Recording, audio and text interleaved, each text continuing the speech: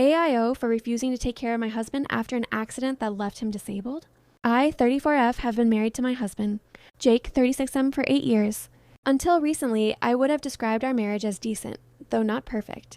About 3 years ago, Jake was in a serious motorcycle accident. He survived, but he suffered permanent injuries that left him unable to walk, without assistance and unable to return to his previous job. It completely changed his life. For the first year after the accident, I did everything I could. I worked full-time, handled the bills, drove him to appointments, helped him with physical therapy, cooked, cleaned, and managed the house. I barely slept and honestly felt like I was drowning. But I loved him and wanted to support him. The problem wasn't his disability. The problem was how he started treating me. Jake became increasingly angry and bitter. He would insult me over small mistakes, accuse me of not doing enough, and constantly compare me to other spouses he saw online who had supposedly dedicated their lives to caring for their partners. If I came home tired from work, he'd tell me I was selfish. If dinner was late, he'd complain for hours. If I wanted to spend time with friends, he'd accuse me of abandoning him. I kept telling myself he was struggling emotionally because of the accident. I encouraged therapy, counseling support groups, anything that might help. He refused every option and insisted that I was the problem.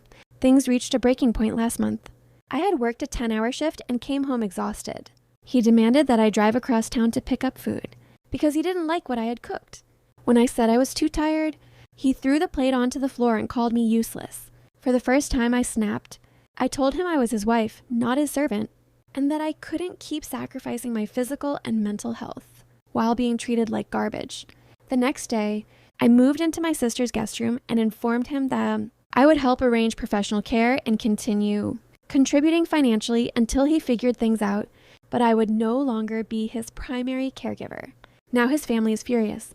They say I'm abandoning a disabled man when he needs me most, and that marriage means staying no matter what. Some of my friends agree, while others say I've already done more than enough. I don't hate Jake, and I genuinely feel terrible about his situation. But after years of being verbally abused and taken for granted, I simply don't think I can do it anymore. AIO for refusing to continue taking care of my husband. After his accident left him disabled,